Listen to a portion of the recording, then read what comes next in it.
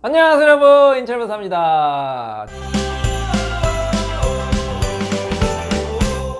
자, 오늘은 우리 사무실의 자랑 홍영기 변호사님 같이 했습니다. 홍 변호사님, 우리가 이제 KBS 무엇이든 물어보세요를 이제 출연하잖아요. 네, 우리 홍 변호사도 전화 상담할 때 같이 이제 출연하는데 좀 어때요? 좀 하니까, 방송 출연하니까. 방송국 가보면 네. 법정 갈 때보다 네. 이제 새로운 환경이어서 네. 재밌기도 하고 네. 대표님 하시는 모습들 보면은 네. 어떻게 저렇게 말을 잘하시지 그래요? 이런 생각합니다. 예. 네. 그 전화 상담 하는데 예. 전화가 많이 오던가요? 예, 그 방송하는 내내 네. 실시간으로 전화 받는데요. 예, 많은 분들이 질문을 주셔서 뭐 방송 내내 전화 받고 있습니다. 역시 KBS 방송은 또 국민의 방송 아닙니까? 그래서 많은 분들이 또 시청하시고 또 궁금한 거 또 질문하시니까 홍 변호사가 또 성심성의껏 잘 답변해 주시고, 이번에 오늘 주제는 이제 상속과 재산 분할, 상속과 재산 이혼과 이제 재산 분할 이런 거 관련된 그 주제였잖아요. 거기에 대해서 또 여러분과 말씀 나누도록 하겠습니다. 자, 그럼 홍 이사님 좀 질문해 주시겠어요? 첫 번째 질문 드리겠습니다. 네. 아버지가 돌아가신 뒤에 보니 네. 빚이 7억에 남긴 재산이 6억이었습니다. 네. 빚이 다 많은 거죠. 네. 그래서 상속 포기했는데 사망보험금 2억 소식을 어떻게 알고 채권자들에게 찾아옵니다. 네. 사망보험금도 포기해야 하나요? 그렇죠. 이런 문제가 많죠. 우리가 이제 상속을 하게 되면, 근데 이런 말이 있어요. 법도 없이 사는 사람 있잖아요. 나는 법 없이 사는 사람이다. 그런데 우리가 꼭 피해갈 수 없는 법이 하나 있어요. 그게 무슨 법일까요? 우리가 살면서, 이혼은 안 할 수 있잖아요. 이혼은 나는 이혼은 상관없다. 아니면 난 뭐 친구한테 뭐 돈 꿔줄 일이 없다. 하지만 반드시 우리가 인간은 한 번은 겪어야 될 법이 있어요. 그게 뭘까요? 상속법. 그렇죠. 상속. 상속은 부모님이 언젠가 돌아가실 거 아닙니까? 그래서 돌아가시면 반드시 상속이 문제가 되겠죠. 예. 재산이 딱 영원히 있으면 상속이 안 돼요. 그죠? 만약 통장에 딱 영원히 있다. 아무 재산도 없고. 그러면 상속 문제가 없지만 재산이 있거나 없거나 둘 중에 하나 아닙니까? 재산이 있으면 그거를 이제 뭐 자녀들이 이제 상속분대로 나누고 거기에 대한 또 분쟁도 많죠? 근데 만약에 재산이 마이너스다. 그러면 이제 채무가 문제되잖아요. 그 경우에 또 문제가 되겠죠. 우리 홍 변호사님, 만약에 채무만 있을 경우는 어떻게 해야 되는지 간단히 설명해 주시겠어요? 만약에 채무가 많다. 그럼 어떻게 해야 될까요? 채무만 많으면은 상속 포기라든지 상속 환정 승인 제도를 네. 이용해야 될 것 같습니다. 맞아요. 그러면 또 이제 자녀들이 또 부모님도 원망스러울 수도 있어요. 네. 아유, 또 나한테 미술도 물려주고 돌아가시나, 누구는 또 뭐 큰 재산 상속받는데 이렇게 원망하시면 너무 원망하지 마시고, 상속 포기나 한정 승인 제도가 있으니까 꼭 이용하시기 바랍니다. 자, 근데 문제는 뭐냐면 여기 이거 질문 같이 이제 보험금이 있었단 말이에요. 예. 부모님이 생명보험을 가입하셨어요. 그러면 이제 보험금을 타는데 이제 빚이 많단 말이에요. 그러면 상속 포기라면은 이제 많은 분들이 생각하기, 그러면 사망보험금도 포기해야 되는 거 아닌가? 그렇게 생각할 수 있거든. 자, 어떻게 될까요? 사망보험금도 포기를 해야 될까 어떨까요? 보험금 같은 경우에는 네. 그 상속이 아니라 상속인들의 재산이기 때문에 네. 포기 안 해도 될 것 같습니다. 예. 맞아요. 그 정답이에요. 이게 이제 판례가 나왔는데 이 상속인들 자신의 고유한 재산이라는 거예요. 그러니까 우리가 이제 상속하면 좀 헷갈리는데 이제 돌아가신 분은 피상속인이라고 하죠. 말이 좀 약간 거칠 수 있는데 우리가 이제 돌아가실 때 보통 피를 토하면서 돌아가실 수가 있잖아요. 뭐 사고를 당하거나 그러면 안 되겠지만 아니면 편찮으셔도 뭐 피가 나올 수가 있잖아요. 그래서 피상속인 이렇게 생각하시면 되고 돌아가신 분은 피상속인이다. 그다음에 자녀들 상속을 받는 사람은 상속인이다 이렇게 생각하면 이제 쉽겠죠. 보험도 마찬가지예요. 자, 그럴 경우에 이제 그 부모님이 이제 생명보험을 들고 돌아가셨단 말이에요. 그럼 보험금은 이제 계속 냈을 거 아닙니까? 보험금은 이제 자녀들이 낼 수도 있고, 뭐 부모님이 낼 수도 있고, 여러 가지 경우가 있는데, 이 보험에는 크게 세 당사자가 있잖아요. 자, 세 당사자가 뭐, 어떤 당사자가 있을까요? 보험할 때. 세 주체가 나와요. 보험 계약자. 계약자 있죠. 계약한 사람이 있겠죠. 내가 무슨 보험사랑 계약한다. 보험 계약을 하면 그 사람이 계약서를 쓰고, 보험금 타는 수익자. 수익자가 있죠. 이제 수익자가 중요하죠. 또 있어요. 한 명이 누굴까요? 피보험. 피보험자. 그러면 이제 수익자는 알겠는데, 피보험자는 뭐예요? 피를 토하는 피보험자. 피를 토하고 사고를 나거나 아프셔가지고 이제 우리가 이해하기 쉽게 그런 거예요. 이거 쉽죠? 예, 이거 쉽죠? 그럼 다시 세 당사자 보험 계약자가 예를 들어서 계약을 했어요. 그럼 본인이 뭐 피를 흘려서 다칠 수도 있고, 그럼 본인이 피보험자 아니면 이제 부모님을 대상으로 해서 될 수도 있고, 그 다음에 이제 그러면 결국에 사고가 났다. 어떤 분이 돌아가셨다. 아니면 뭐 교통사고가 났다. 상해사고가 났다. 그러면 보험금을 누가 갖느냐? 이제 보험 수익자가 있겠죠. 자, 일반적으로 수익자를 지정을 할 수가 있죠. 뭐 내가 뭐 계약자로 직접 지정할 수가 있고, 아니면 특정인을 지정할 수 있고, 만약에 지정이 안 되면 원칙적으로 누가 수익자가 돼요? 상속인들이. 그렇죠. 상속인들이 되는 거죠. 예를 들어서 이제 부모님이다 보면 부모님의 상속인들이 이제 보험 수익자가 되겠습니다. 자, 그러면 이제 문제가 보험금이 나오는데 이 보험금이 과연 누구 재산이냐, 이게 문제가 되는 거예요. 이게 그러면은 뭐 이 피상속인의 재산이냐 아니면 상속인의 재산이냐, 판례는 이 상속인의 고유 재산이 된다는 거예요. 자, 그러면 논리적으로 어떻게 돼요? 상속을 포기해도 이 보험금이 포기가 되는 거예요? 포기는 안 될 것 같아요. 안 되는 거죠. 논리적으로 그런 거죠. 이게 구별이 되니까. 그래서 왜냐하면 상속을 포기한다는 건 누구 재산을 포기한다는 거야? 내가 상속인의 자신의 재산을 포기한다는 거예요? 아닙니다. 아니죠. 부모님이 물려주신 그 상속 재산을 포기한다는 거 아닙니까? 뭐 부모님 물려주신 재산이 그게 플러스 재산이니까 마이너스 재산이 그걸 포기한다는 거니까 보험금은 그 상속 재산이 아니라 누구 재산이라는 거예요? 상속인들의 고유한 재산, 특유한 재산이기 때문에 포기할 필요가 없다. 아시겠죠, 여러분? 꼭 기억하시기 바랍니다. 그래서 괜히 그냥 내가 보험금 안 받겠다 이렇게 미리 양보할 필요가 없는 거예요. 어머니 구별하면은 그게 이제 고유한 재산이 된다는 겁니다. 자, 예를 들어서 뭐 생명보험에 가입한 아버지인 피상속인 A가 사망하고 상속인들이 생존한 배우자와 자녀가 있다. 생명보험 계약에는 피상속인 A는 피보험자로, 그다음에 수익자는 상속인으로 지정되어 있다. 이 경우에 이제 채무가 많아도 이제 보험금을 포기할 필요가 없다는 거죠. 대법원도 생명보험의 계약자가 스스로 자기 재산을 피보험자로 하고 수익자는 자기 자신이 사망한 경우에 상속인이라고 지정할 경우에는 그 피보험자가 사망의 보험사가 발생한 사건에서 이 보험금 청구권은 상속인의 고유재산으로 보아야 되고 이를 상속자는 볼 수 없다. 판시한 적이 있다 했습니다. 자, 근데 만약에 이럴 수가 있어요. 그 피상속인 A를 피보험자 겸 수익자, 그러니까 수익자를 피보험자로 지정할 수가 있겠죠. 그럼 어떻게 돼요? 그러면 그거는 피상속인의 재산이. 그렇죠. 그러니까 수익자를 잘 지정해야 돼. 그냥 상속인 이렇게 지정을 하면 되는데 괜히 상속인 아니라 피보험자, 계약하면서 그럴 수가 있잖아. 피보험자 예를 들어서 부모님인데 본인이 또 수익자로 지정을 하면 어떻게 돼요? 그 재산은 누구 재산이 되는 거예요? 피상속인. 피상속인의 재산이 되기 때문에 그거는 보험금을 못 받을 수 있다는 거죠. 포기를 해야 될 수도 있으니까 그것도 주의하시기 바랍니다. 다음 사례 알려주시겠어요? 다음은 사연 읽어드리겠습니다. 딸들의 막둥이 아들 3남매를 둔 69세 여성입니다. 네. 남편은 일진 여의고 장사를 해서 돈이 네. 많이 모았고 오. 약 18억 정도 되는 건물이 있습니다. 오. 딸들은 시집가서 땅땅 벌고 잘 살고 있고요. 네. 아들은 결혼도 못하고 만년 고시생입니다. 그래요, 아이고. 그래서 옛날부터 건물은 아들 준다, 아들 준다 했고 네. 딸들도 네. 엄마 마음대로 하시라며 네. 욕심내지 않았습니다. 네. 근데 얼마 전 난수한 말기 진단을 받은 뒤 네. 건물을 아들 명의로 해준다고 하니까 이제야 딸들이 우리도 남동생과 똑같은 권리가 있다. 그렇죠. 만약 아들한테만 증여해주면 네. 법정 소송을 할 거다. 선포를 놓습니다. 내 재산도 내 마음대로 못 줍니까? 네. 아들한테 딱 줄 방법은 딱 줄 없을까요? 거예요. 네. 자, 그럼 또 구체적 질문해 주시겠어요? 몸도 안 좋으신 상황인데 네. 딸들이 저렇게 나와서 마음이 많이 안 좋으시겠네요. 그렇죠. 딸들은 결혼을 해서 경제적으로 여유로운 반면 아들은 혼자 살면서 고시준비생. 어머니 입장에서는 재산을 다 몰아주고 싶으신 마음인데 이 경우 어머니가 사전에 건물을 아들 명의로 해주던지 100% 자식들의 소송 들어가겠죠. 이런 경우가 많은지요. 딸들이 소송할 경우 딸들의 몫은 어떻게 됩니까? 자, 이런 경우 많이 발생할 수 있겠죠. 우리 형 변호사님 어떻게 형제 관계가 어떻게 돼요? 저는 여동생 한 명 있어요. 아, 여동생 하나 있어요. 예. 근데 만약에 부모님이 뭐 이제 가정하는 거니까 뭐 여동생이 조금 이제 예를 들어서 뭐 우리 홍 변호사가 또 워낙 또 뛰어나지만 여동생을 또 사랑하셔가지고 부모님이 예를 들어서 재산을 여동생한테 더 많이 물려주시겠다. 그렇게 하면 좀 어떨 것 같아요?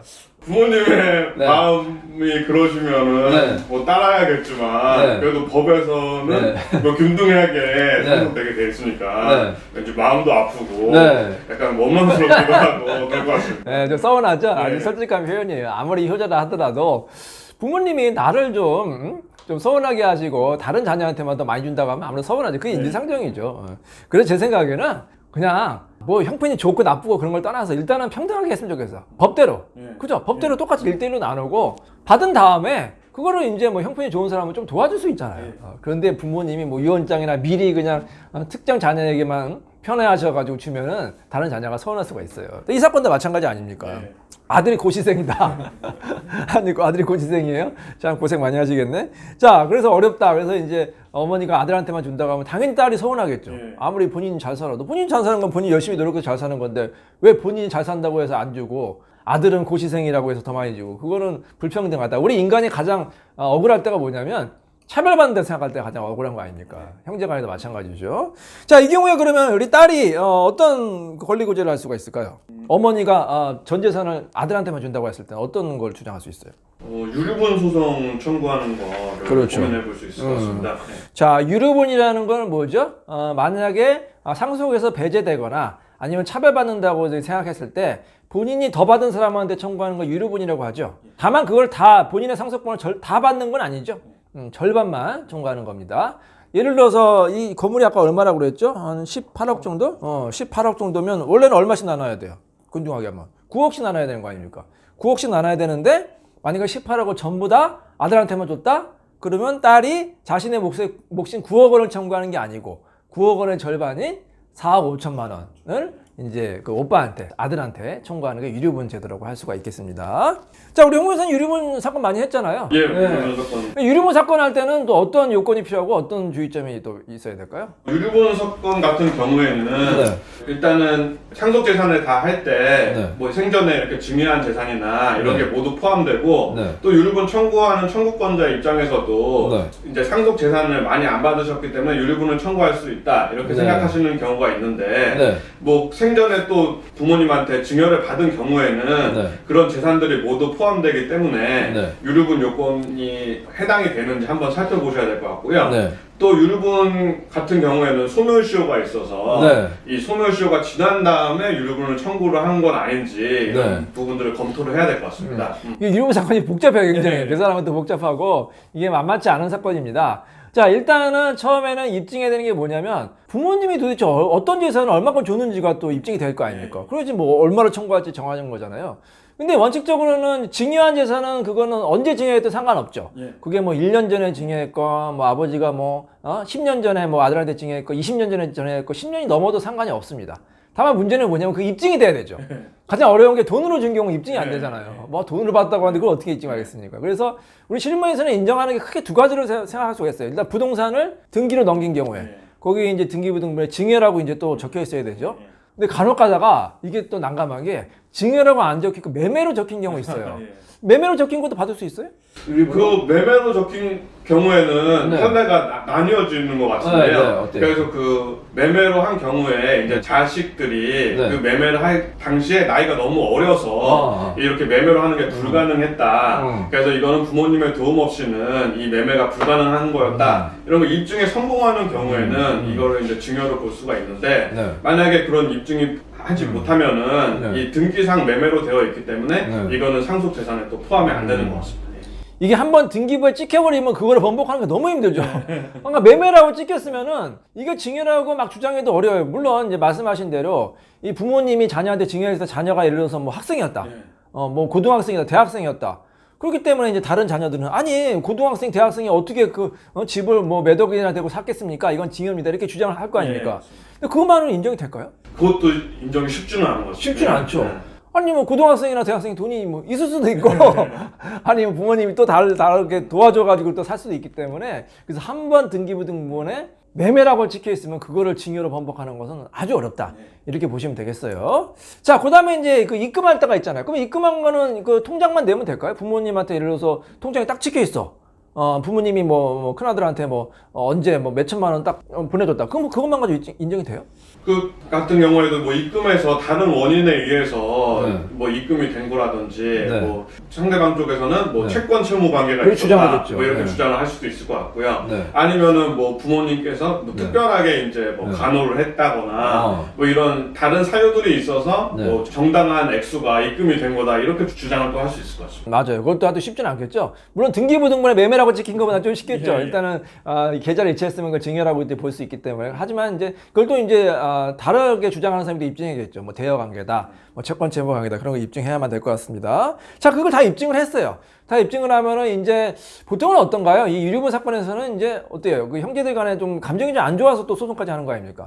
합의 조정이 잘 되나요? 판결까지 가나요? 그래도 이제 판사님께서는 이제 그래도 가족들 간의 다툼이니까 이렇게 판결로 하는 것보다는 조정으로 이제 잘 마무리하는 게 더 좋을 것 같다. 이래서 조정을 조금 많이 한번 해보라고 하시는 편이고요. 그래서 또 이제 막상 얼굴을 안 보고 있을 때는 조정이 또 힘들다가 이제 조정 기일에 다 같이 이제 형제들이 보면은 또 이렇게 대화를 잘 해서 조정으로 마무리되는 경우도 꽤 있는 것 같습니다. 그러니까 제 생각엔 이거는 조정으로 마무리하는 게 맞아요. 왜냐하면 뭐 사실 이혼보다 어떻게 보면 이혼은 더 확실하잖아요. 네. 딱 징여한 게 확실하다. 그러면 뭐 그건 조정으로 해야겠죠. 판결까지 가도 뭐 결론이 똑같잖아요. 네. 근데 이제 아까 말씀하신 대로 애매할 경우에 이게 이제 매매인지 징여인지 아니면 채권 채무가 애매할 경우에 사실 이게 조정을 하는 게 유리할 수도 있고 불리할 수도 있겠죠. 자, 하나 팁을 드리면 조금 내가 조금 입증이 좀 부족하다. 약간 자신 없다. 그러면 조정을 기피고 해야겠죠. 예. 판결가면 불리하니까. 하지만 아니다. 이건 내가 좀 더 유리할 것 같다. 그럴 경우에는 조정보다는 판결로 가는 게 더 좋다고 볼 수가 있겠습니다. 예. 자, 그리고 나서 또 가장 중요한 게 뭐지? 시효가 중요하죠. 예. 시효는 어떻게 돼요? 시효는 그 유류분 청구 소멸시효 같은 네. 경우에는 네. 안날로부터 1년이고 네. 그다음에 상속 개시시로부터 10년 10년이죠. 이렇게 네. 되어 있습니다. 그렇죠. 이제 그래서 징여해서 본인의 유류분이 침해됐다는 사실을 안날. 보통 이제 사망시를 많이 기준을 예, 하죠. 예. 사망시. 그래서 사망 날짜로부터 1년 안에 빨리 하셔야 돼요. 근데 상담하다 보면 이걸 놓치는 경우가 많아요. 부모님 돌아가시고 뭐 장례식 치르고 그다음에 또 보통은 이제 형제간에 처음부터 소송 잘 안 하려고 하잖아. 네. 더 많은 사람이 이렇게 얘기를 하죠. 아, 내가 알아서 할게. 알아서 줄게. 여기서 이제 그게 딜레마에 빠지는 거예요. 그래서 뭐 형 말을 믿고 오빠 말을 믿고 그냥 믿어요. 그러다 1년이 흘러버려요. 그리고 그냥 나 몰라라 입 닦는 경우가 많단 말이야. 그럼 오빠가 준다고 했잖아. 내가 언제 준다고 했어? 아니 그건 그냥 지나가는 말이지. 그래서 만약에 오빠가 더 준다고 그래 너 유류분도 있고 하니까 줄게 언제까지 줄게 하면 약속을 받는 게 좋아요. 서면으로 받는 게 좋겠죠. 그럼 어떻게 돼요? 서면 받으면 그때부터 다시 소멸시효가 진행되는 거 아닙니까? 예, 맞습니다. 이게 이제 약정금이 되기 때문에 반드시 서면으로 어떤 약속을 받아주시기 바랍니다. 자, 또 다음 질문해 주시겠어요? 위의 경우에 자식들 재산 싸움에 소송을 마무리하면 어머니 입장에서 어떻게 하는 것이 가장 현명할까요? 아까도 잠깐 말씀드렸지만 이게 어떻게 하면 그냥 법대로 주세요, 어머니. 왜 아들이라고 해서 더 많이 주십니까? 딸들은 뭐 자녀 아닙니까? 딸들도 똑같이 주시고요. 근데 이럴 수는 있겠죠. 아, 정말로 뭐 고시생이라서 좀 고생하니까 딸들도 미리 좀 그걸 양해를 했어요. 그러면 제 생각에는 미리 좀 사전에 합의서 같은 걸 써두는 것도 하나 방법인 것 같아요. 근데 여기서 주의할 점이 있죠. 부모님이 돌아가시 전에 상속재산 합의한 거는 효력이 있어요, 없어요? 효력이 없습니다. 왜 없죠? 그 상속은 상속이 개시된 데부터 효력이 있고 미리 포기하는 것은 불가능하기 때문에 사망 전에 이렇게 협의를 하셔도 효력은 없을 것 같습니다. 효력은 없죠. 다만 이제 이게 하나 약속이니까 네. 분쟁을 예방하는 효과는 또 있을 것 같아요. 서로 이렇게 약속하지 않았느냐. 그럼 나중에 조정할 때도 하나 참고자라고 되니까 미리 이제 합의서 같은 걸 쓰시고 근데 더 확실한 건 뭐다? 부모님이 돌아가시자마자 합의서를 쓰는 거죠. 그럼 공식적으로 이제 상속재산 분할 합의라고 하죠.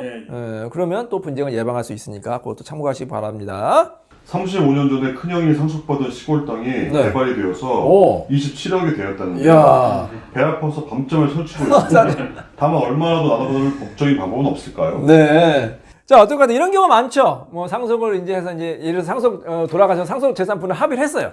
합의해서 그래 형은 그러면 땅을 갖고 뭐 이제 아들은 뭐 이제 예금을 갖고 이렇게 이제 합의를 하잖아요. 근데 이 땅 받은 게 대박이 난 거야. 뭐 이제 그린벨트가 풀렸다든지 아니면 뭐 대규모 이제 개발이 있어서 그게 뭐 10배 막 수십 배가 올랐어. 근데 돈은 다 써버렸단 말이에요. 자, 그러면 이제 예를 들어서 그 형한테 동생이 형 그 땅값 엄청 올랐으니까 그거 나 좀 또 다시 좀 분할해 이렇게 할 수 있을까요? 땅값이 급격히 상승할 때가 네. 언젠지가 중요할 것 같은데요. 네. 그 상속 개시시가 기준이 되기 때문에 네. 부모님께서 뭐 돌아가신 때도 벌써 이제 땅이 급격히 상승했다. 네. 그러면 어느 정도는 청구할 수 있을 것 같습니다. 경우의 수를 나눠봐야 될 것 같아요. 그러니까 상속이 돌아가셔서 그 상속이 이제 딱 되고 있는데 아직 상속재산 분할 협의는 안 됐어요.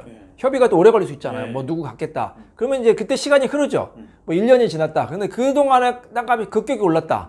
그러면 이 협의할 때를 기준으로 해요. 그런 판례가 있어요. 하지만 이 시간이 지나지 않고 원칙적으로는 상속을 기준으로 하는 거니까 뭐 유류분 같은 것도 마찬가지죠. 징여했을 때 땅값이 예를 들어서 1억인데 징여는 10여 년 전에 하고 부모님이 10년 후에 돌아가셨다. 10년 후에 땅값이 막 올랐잖아요. 그럼 언제 기준으로 한다? 10년 후.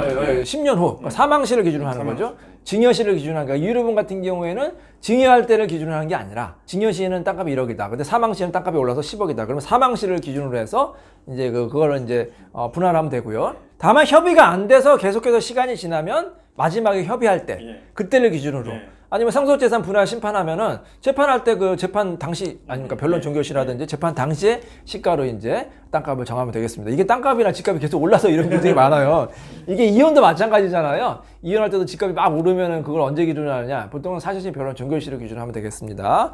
상속재산도 마찬가지로 할 수 있습니다. 자, 그리고 이 사건은 이거죠. 이미 한번 합의를 했으면 그 합의가 번복이 될 수가 있어요, 없어요? 없습니다. 없는 거죠.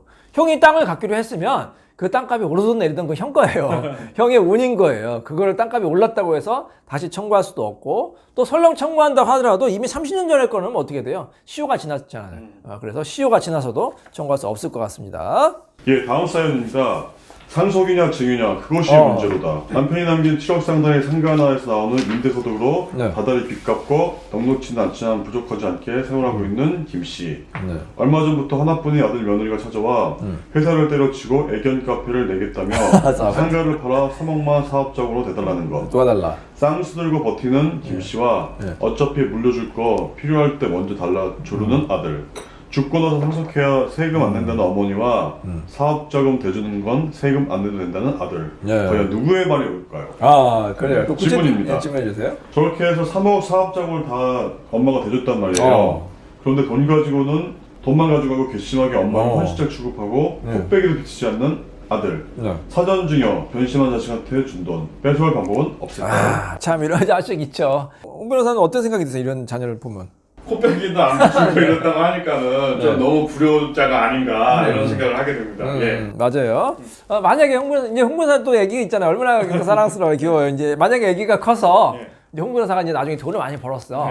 그래서 이제 아버지 나 좀 도와주세요. 일단 집도 사주세요. 그럼 많이 도와줄 것 같을 거예요. 자식이 또 필요하다고 하면은 필요할 때 또 써야 되니까 어느 정도는 또 생각을 해볼 것 같습니다. 예. 또 이게 한국 사람들 또 정이 약해가지고 자녀들한테 너무 소위 말해서 퍼주는 것 같아요. 너무 퍼주지 마세요.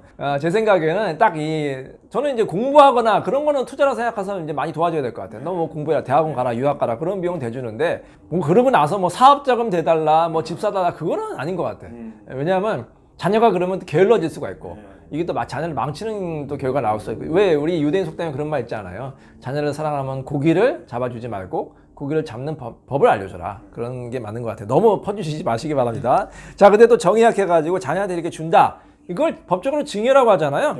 이렇게 한번 사업자금을 대주거나 뭐 부동산을 증여하거나 그거 나중에 자녀가 불효한다고 다시 반환받을 수 있을까요? 특별하게 큰 범죄나 뭐 증여자를 해야 하는 경우가 아니면은 다시 돌려받기는 쉽지 않은 것 같습니다. 그렇죠. 일단 증여한 재산은 한번 증여가 됐으면 반환받을 수가 없어요.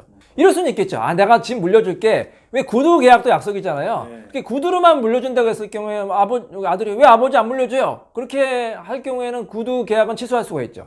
구두 계약은 해지할 수 있는 기회는 한 번 주는데 이미 한번 부동산이 증여가 돼서 등기가 넘어갔으면 그건 다시 반환받기 어렵다. 자, 근데 또 그 많은 분들이 이 불효막심은 너무 괘씸하다, 억울하다, 반환받을 수 있는 방법이 없느냐? 저희가 또 팁을 알려드려야 되잖아요. 특급 비법이 하나 있죠. 불효 자식한테 증여한 재산을 다시 반환받을 수 있는 효도받을 수 있는 방법이 바로 뭐죠? 효도계약서를 그렇죠. 효도계약서 작성하면 된다. 효도계약서 한번 줘보세요. 오랜만에 또 한번 효도계약서 작성법을 알려드리겠습니다. 자, 홍 변호사도 많이 보셨죠? 예. 그러면 이제 이번에는 홍 변호사님이 효도계약서를 한번 설명을 해주세요. 어떻게 작성하는지. 효도계약서 제목을 작성하시고요. 효도각서라고 써도 됩니다. 예. 그다음에 부모는 아들에게 효도 아파트 1동 101호를 양도한다. 그다음에 홍길동은 위 부동산을 받은 후 홍 판서에게 할부대금으로 매월 금 100만 원을 지급한다. 할부대금이나 아니면 뭐 생활비 뭐 이런 식으로 그러면 얼마 이게 생활비 이제 이게 조건이죠. 일종의 부담을 주는 거예요. 그다음에 홍길동은 부모님을 매월 1회 이상 방문하는 등의 효도를 한다. 그렇죠. 그다음에 이게 중요하죠. 이게 만약에 여기는 이제 조건이죠. 부담인데 요거는 만약에 이 조건 부담을 어겼을 경우에 이제 위약 조항 아닙니까? 이게 중요합니다. 뭐라고 해야 되죠? 홍길동의 위 약속을 이행하지 않을 경우 부동산을 홍 판서에게 반환한다. 그렇죠. 부모님 반환한다. 이게 약속. 그러니까 세 가지로 규정이 돼 있어요. 자, 첫째는 증여한다, 양도한다는 재산 목록. 그다음에 그 조건, 효도의 조건. 뭐 생활비를 지급한다, 뭐 방문한다 이렇게 효도의 조건. 마지막이 뭐다? 위약부할 조건. 그래서 여기 세 가지가 들어가면 효력이 있고요. 그다음에 이거는 이제 기본 양식이죠. 날짜 쓰고 성함 쓰시고 도장 찍으시면 효도계약서가 완성이 되겠습니다. 자, 이렇게 효도계약까지 설명을 드렸고요. 이게 일종의 부담보증이라고 하는 거죠. 네, 부담을 주는 증여다. 다음 사례 소개해드리겠습니다. 네네. 5년 전 황원재혼한 아버지가 전 네. 재산을 새어머니에게 물려준다는 유언 공증을 남기고 암투병 후 돌아가셨습니다. 저희 남매는 받아들일 수가 없는데요. 소송을 해야 할까요? 아버지 재산은 10억 5천만 원 정도 됩니다. 소송을 하게 되면 저희 몫은 얼마나 받을 수 있을까요? 제가 한번 이거를 풀이해볼 테니까 홍 변호사님 확인을 해주세요. 맞는지. 예. 일단은 유언장이 무효가 되는 경우가 있고, 유언장이 워낙 요건이 까다로우니까 유효인 경우가 있는데, 무효인 경우는 먼저 볼게요. 그럼 법대로 되는 거 아닙니까? 네, 법대로 되는데, 이것도 이 경우에 두 가지 나눠야 돼. 새어머니랑 혼인신고 하고 살았는지 안 살았는지. 네. 만약에 혼인신고 안 하고 사실혼이면 새어머니는 상속에서 빠지죠. 하나도 못 빠져. 그럼 자녀만 나눠 가지면 되겠죠? 그래서 이제 10억 5천만 원을 이제 자녀들이 둘이서 균분하게 나눠 가지면 되겠고, 문제는 뭐냐면 혼인신고를 한 경우에 이제 문제가 되겠죠. 혼인신고를 했으면은 부인이 1.5배 더 가져가죠. 그렇기 때문에, 자녀들은 1대1이고, 3억, 부인은 4억 5천만 원 정도 가져가면 되겠죠. 그 다음에 유언장이 이제 유효인 경우에 이때 문제가 되는 거죠. 그럼 일단은 전 재산이 일단 부인한테 넘어가죠. 예. 유언장이 되기 때문에 10억 5천만 원 다 넘어가는데 여기서 자녀들이 유류분을 청구할 수가 있겠죠. 예. 유류분이 아까 원래 얼마라고 그랬어요? 3억이라고 그랬죠. 네. 3억의 절반이 얼마다? 1억 1억 5천만 원씩 청구할 수가 있습니다. 나머지는 새어머니가 갖게 되겠습니다. 자, 이렇게 이제 계산하면 되겠습니다. 다음 사연 소개해드리겠습니다. 네. 어떤 동생분의 사연입니다. 네. 아버지가 남긴 2개의 유언장이라는 제목입니다. 두 개가 있어요. 내용은 다음 같습니다. 아버지가 뇌졸중을 앓으셨고 네. 저와 2년을 사시면서 휴일증을 고생하시다가 얼마 전 아이고. 돌아가셨습니다. 네. 그러면서 5억짜리 살던 집 한 채를 남기셨는데요. 네. 7년 전에 결혼한 형에게는 신혼집으로 3억 5천만 원짜리 아파트를 해주셨고 네. 상가 보증금 1억 5천만 원도 해주시는 반면 네. 저는 집에서 목돈 한 푼 가져간 적이 아이고, 없습니다. 형한테만 받는 아버지가 병중일 때 형은 달랑 남은 재산인 5억짜리 집을 둘이 반씩 나누라는 유언장을 아버지에게 받아놨고요. 저도 아버지께 유언장을 받아놨는데 제 거는 5억짜리 남은 집을 저보고 가지란 내용입니다. 과연 이 두 유언장 중에 어떤 유언장이 맞을까요? 그렇지. 유언장이 또 여러 개인 경우가 있어요. 근데 사실 저는 유언장 여러 개 쓰는 거 괜찮다고 봐요. 왜냐? 부모가 이제 소위 말해서 효도 경쟁을 시키는 거예요. 그래서 재산이 많은 부모 같은 경우에는 일단은 지금은 이제 큰아들이 효도했으니까 큰아들은 더 많이 주겠다 쓰시는 거예요. 그리고 작은 아들이 또 분발하겠죠. 또 열심히 또 효도하면 그 다음에 또 작은 아들이 더 많이 주겠다. 이렇게 계속해서 유언장을 쓰는 경우가 있어요. 그러면 나중에 돌아가시면 유언장이 10개다. 그렇죠. 그럼 어떻게 될까? 어느 유언장이 유효할까요? 가장 최근에 작성하신 유언장이 유효할 것 같습니다. 맞습니다. 우리가 계약서도 그렇고 각서도 그렇고 여러 가지 서면이 또 있을 수가 있잖아요. 그 경우에 어떻게 돼요? 가장 마지막에 쓴 게 유효하다. 왜 그렇게 해석이 될까요? 가장 마지막에 한 게 피상속인의 생각이 가장 최근께 그렇죠. 발현되었기 때문에 그럴 것 같습니다. 최종적인 의사다. 계약도 마찬가지고 우리가 생각이 계속 바뀔 수 있잖아. 그럼 새로운 계약을 하는 거는 어떻게 돼요? 기존 계약을 파기하거나 아니면 개정하겠다는 뜻 아닙니까? 예. 그러니까 법이랑 똑같아. 법도 계속해서 개정이 되잖아요. 네. 그죠? 개정되면 어떻게 돼요? 옛날 법이 효력이 있어요? 아니죠. 가장 최근 법이 효력이 있다. 그러니까 법이랑 똑같다고 보면 돼요. 심지어는 영미법에서는 계약법이라고 하지 않습니까? 계약을 거의 법이랑 같은 취급을 하거든요. 그래서 계약이건 법이건 가장 마지막에 최근에 작성한 것이 개정된 것이 효력이 있다 이렇게 보시면 되겠습니다. 자, 그럼 이것도 마찬가지죠. 날짜를 두 개 비교해서 어느 게 유효한지 보면 되는데 여기서 또 만만치 않은 게 있어요. 만약에 이분이 치매가 있으셨다. 그 경우에는 이제 바뀔 수가 있어. 예를 들어서 처음에 작성하셨을 때는 치매가 없으시거나 아니면 경증이었어. 근데 마지막에 예를 들어서 작은 아들한테 쓸 때는 치매가 심했다. 이때는 어떻게 돼? 마지막 거라고 무조건 효력이 있는 거예요? 아니요, 그 의사가 있으셔야 하기 때문에 네. 뭐 치매 때문에 아예 그런 의사 능력이 없으셨으면 네. 뒤에 것은 효력이 없어질 것 같습니다. 그렇죠. 여기서 반전이 있는 거예요. 그러니까 항상 이 소송이라는 게 이게 만만치가 않아요. 항상 반전이 있어요. 이게 유언장 두 개 가져오면 근데 겉으로는 이제 멀쩡하니까 무조건 이긴다 이렇게 생각하겠는데 이게 알고 보니까 치매가 또 심했을 때 받은 유언장이면 이게 또 효력이 없어서 원래도 유언장에 효력이 있을 수가 있으니까 그것도 한번 판단하시기 바랍니다. 자, 그러니까 여기서 하나 말씀드릴까요? 그러면 만약에 치매가 계신 분들이 치매가 있었다고 해서 유언장을 또 못 쓸 수는 없잖아요. 다 쓸 수는 있겠죠. 네. 그럼 어떻게 해야지 유효가 될 수 있을까요? 치매가 계신 분은 일단 의사의 진단서를 받아야겠죠. 네. 그래서 이분이 의사 능력이 있다. 그리고 공증을 또 받는 게 좋겠고 공증인에게 또 입회해서 이분이 또 의사 능력이 있었다. 그리고 혹시 모르니까 그 과정을 영상으로 찍어두는 거예요. 이분이 말씀도 제대로 하시고 충분히 의사 능력이 있다는 걸 그걸 해야만 그나마 이게 치매 어르신이라 하더라도 유언장의 효력이 있다 이렇게 보시면 되겠습니다. 그런 게 아무것도 없으면 어떻게 돼요? 잘못하면 무효가 될 수가 있으니까 그것도 조심하시기 바랍니다. 자, 그러면 우리 법에 이제 유언장이 5가지가 있잖아요. 여기 5가지를 한번 홍 변호사님이 어떤 유언장의 종류가 있는지 설명해 주시겠어요, 조금? 네, 그 효력을 갖춘 유언장이 되기 위해서는 법에 규정된 5가지 방식에 의해서 유언장을 작성하셔야 되는데 어떻게 있어요? 처음에는 이제 본인이 직접 이름과 날인을 직접 쓴 자필 증서가 그렇죠. 자필 효력이 증서. 이거 많이 쓰겠죠. 이런 데 이제 쓰는 거예요. 뭐 유언장 쓰시고 이제 아주 구체적인 내용을 쓰면 되고요. 자, 그 다음에는요. 두 번째는 증인이 확인해서 직접 녹음하는 방식이었어요. 네. 우리가 이제 급박할 때 예를 들어서 뭐 사고가 다치거나 아니면 갑자기 돌아가시게 되겠다. 그러면 이제 뭐 유언장이 없을 수가 있잖아요. 아니면 이거 쓰는 법을 모르고. 그러면 녹음을 할 수가 있겠죠. 녹음해서 내가 누구한테 한다. 이게 요즘에 스마트폰 다 있으니까. 그러면 예를 들어서 혼자서 녹음해서 딱 됐다. 그러면 그게 효력이 있어요? 아니요, 증인이 없어서 안 돼요. 증인이 있어야 돼요. 그러니까 이게 또 맹점이에요. 이거 모르고 만약에 내가 병실에서 혼자 녹음해서 이게 유언장이다. 근데 그게 아니에요. 반드시 옆에 누가 있어야겠죠. 그래서 증인 누구누구다. 왜 증인이 필요할까요? 만약에 증인이 없는 경우에는 뭐 조작이라든지 그렇죠. 조작의 가능성, 위조의 가능성이 있기 때문에 항상 증인이 옆에서 있어야 돼요. 질문이 있어요. 네. 그렇다면 방금 같은 병원에서 네. 본인이 이제 직접 유언장을 녹음으로? 녹취를 하셨을 때 급하지 않습니까? 급하죠. 급할 때. 옆에 있는 알지 못하는 다른 네. 이인 또는 간호사, 네, 의사를 의사, 이게 간호사. 상관없는 건가요? 그게 더 좋아요.